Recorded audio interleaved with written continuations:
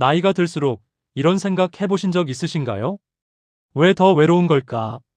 이렇게 열심히 살아왔는데 왜 마음 한구석은 늘 허전한 걸까? 여러분은 평생을 가족을 위해, 일을 위해 앞만 보고 달려오셨습니다. 그런데 이제 멈춰서니 문득 공허함이 찾아오는 겁니다. 오늘은 독일의 철학자 쇼펜하우어의 이야기를 함께 나눠보려 합니다. 이름은 좀 어렵지만 그가 남긴 말들은 참 우리 마음을 꿰뚫어 봅니다. 그는 이렇게 말했습니다. 고통은 삶의 예외가 아니라 본질이다. 처음엔 너무 비관적으로 들리죠. 하지만 천천히 들여다보면 이 말 속에 깊은 위로가 담겨 있습니다.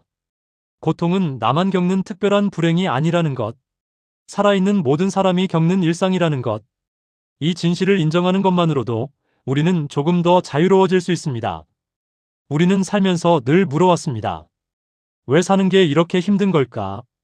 젊었을 땐 돈이 없어서, 중년엔 자식 걱정에, 이제는 건강 걱정에. 늘 뭔가가 우리를 힘들게 했습니다. 쇼펜하우어는 이 질문에 아주 솔직하게 답합니다.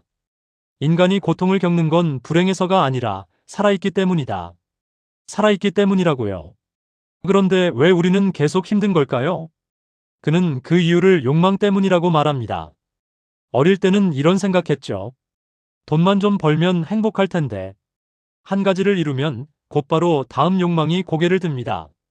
마치 수레바퀴처럼 끝없이 돌아가는 겁니다. 인간은 원하고 얻고 실망하고 다시 원한다. 이런 경험 누구나 있으실 겁니다. 뭔가를 이루면 행복할 거라고 믿지만 이루는 순간의 기쁨은 잠깐이고 곧 다시 허전함이 찾아오는 것. 그렇다면 행복은 뭘까요? 쇼펜하우어는 이렇게 말합니다. 행복은 목적이 될 수 없다. 우리가 바라는 행복은 항상 부재의 상태다. 무슨 뜻일까요? 우리가 행복하다고 느끼는 순간은 아프던 몸이 나았을 때, 걱정거리가 해결되었을 때처럼 고통이 사라진 순간이라는 겁니다. 행복은 무언가를 얻어서 오는 게 아니라 고통이 잠시 멈췄을 때 느끼는 안도감에 가깝다는 거죠. 우리는 행복을 너무 높은 곳에 놓아뒀는지 모릅니다. 하지만 진짜 행복은 훨씬 가까이 있습니다. 오늘 아침 별일 없이 일어났다는 것, 따뜻한 차 한 잔을 마실 수 있다는 것, 아무도 아프지 않은 하루. 바로 이런 것들이 행복입니다. 많이 가진 자가 행복한 것이 아니라 적게 바라는 자가 행복하다. 아무 일 없는 하루가 제일 감사한 날이라는 걸 깨닫는 순간이 오실 겁니다. 나이가 들면서 가장 힘든 것 중 하나가 고독입니다. 자식들은 각자 바쁘게 살고 친구들은 하나둘 멀어지거나 세상을 떠나고 혼자가 됩니다. 그럴 때 우리는 생각합니다. 나는 왜 이렇게 외로운 걸까? 하지만 쇼펜하우어는 이렇게 말합니다. 인간은 본질적으로 고독한 존재다. 이 말이 처음엔 차갑게 들리지만 이 속에는 큰 위로가 있습니다. 고독은 여러분만의 문제가 아니라는 것입니다. 가족이 많아도 친구가 많아도 사람은 결국 혼자입니다. 내 마음 깊은 곳의 고통과 질문은 결국 혼자서 감당해야 하는 것이죠. 진정한 인간은 혼자 있는 것을 두려워하지 않는다.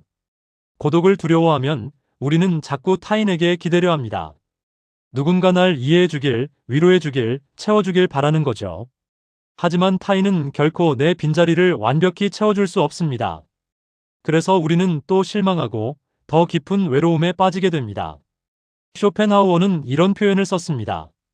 우리는 태어날 때 많은 껍질을 가지고 온다. 삶은 그 껍질들을 하나씩 벗겨가는 과정이다. 젊었을 땐 직장에서의 역할, 부모로서의 역할, 사회적 지위. 이런 단단한 껍질들이 나를 지탱해줬습니다. 하지만 나이가 들면서 이런 것들이 하나씩 사라지죠. 은퇴하고 자식들이 독립하고 사회적 관계도 줄어듭니다. 우리는 불안해집니다. 이제 나는 누구지? 타인을 받아들이는 것도 어렵지만 더 어려운 게 있습니다. 바로 나 자신을 받아들이는 것입니다. 우리는 종종 자신에게 너무 가혹합니다. 나는 왜 이 모양일까? 왜 이렇게 약할까?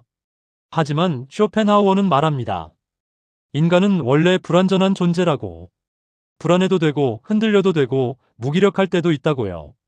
나는 완벽하지 않다. 그래도 괜찮다. 이렇게 스스로에게 말해줄 수 있을 때 우리는 비로소 나와 화해하게 됩니다. 쇼펜하우어의 철학을 삶에 적용하는 구체적인 방법이 있습니다. 첫째, 의도적으로 고독한 시간을 가져보세요. 주말에 1시간 휴대폰 없이 그냥 앉아 계시는 겁니다. 처음엔 불편하겠지만 이게 바로 나를 만나는 연습입니다. 둘째, 감정과 거리두는 훈련을 해보세요. 화가 날 때 나는 지금 화가 났다라고 말해보는 거죠. 이 한 문장만으로도 여러분은 감정에 휘둘리는 사람이 아니라 감정을 관찰하는 사람이 됩니다. 이제는 그냥 나를 위해 살아도 됩니다. 아무 이유 없이 걷는 산책길, 아무 이유 없이 창밖을 바라보는 시간. 이런 시간들이 그 자체로 삶의 중심이 될 수 있습니다. 고통은 지나간다. 그리고 그 자리에 통찰이 남는다. 여러분이 겪은 모든 고통은 헛되지 않았습니다. 그 시간들이 여러분을 깊게 만들었고 지혜롭게 만들었습니다.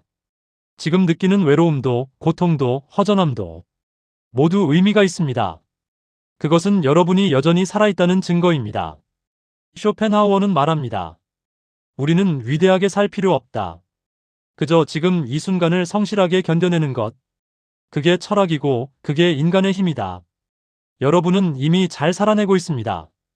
아무도 알아주지 않아도 여러분은 매일 조용히 하루를 견뎌내고 있습니다. 그 자체로 충분히 아름답습니다. 마지막으로 쇼펜하우어의 말로 끝맺고 싶습니다. 살아있다는 건 아직 끝나지 않았다는 뜻이다. 여러분의 하루는 아직 계속됩니다. 여러분은 충분히 잘하고 있습니다. 그 사실을 잊지 마세요.